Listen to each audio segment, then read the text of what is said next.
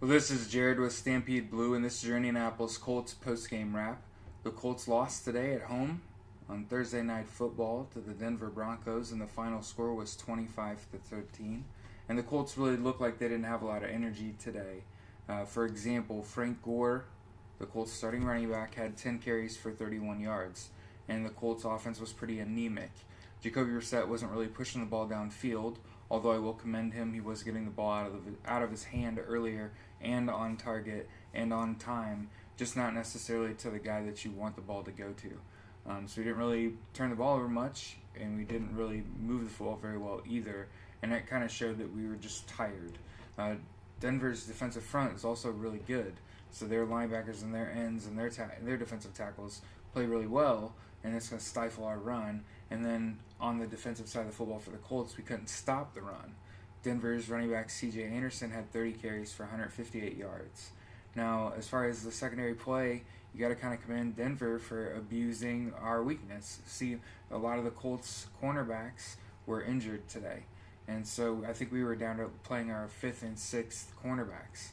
So when you're doing that, then the opposing offense just needs to run, get it to 3rd and 4, 3rd and 5, and then pass at whoever your weakest defender is. And that's what happened to the Colts today. It happened all game, especially in the second half. I want to say it was something like 14 minutes. It felt like forever.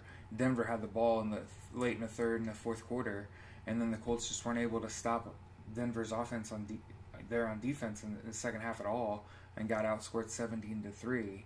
I read today that the Colts have been outscored, I think, 234-88 in the second half of football games this year. And it's that same old song and dance. It's the same thing we've been saying all year. This team is so young, and they just don't have a lot of depth.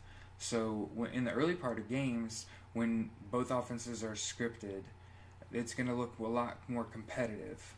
But once the teams get to go into the locker room at halftime and readjust based on what they've seen in the first half, the Colts are just getting shut down on offense, and they're just getting run all over on defense because they know to just attack the middle of the defense, attack the linebackers specifically, and attack these young corners that these Colts have. It was pretty clear today that the Colts are starting to evaluate future talent. We saw guys we hadn't seen before, like Quincy and TJ Green. You saw Gathers was out there and playing today. We saw Matthias Farley, who is kind of the epitome of the Colts season this year. I see a lot of potential out of Matthias Farley, but I also see him make a lot of mistakes and show his youth. And the Colts will continue to struggle so long as they're using a limited playbook with a young quarterback that's just trying to learn this system. The Colts are 3-11, last in their division. They're definitely looking at a top 5 draft pick. And all reports are that Andrew Luck is getting better and progressing, and he's over in Europe, and that's good news. And the Colts play at the Ravens next week, and we'll kind of see what happens there. The Ravens are a tough football team.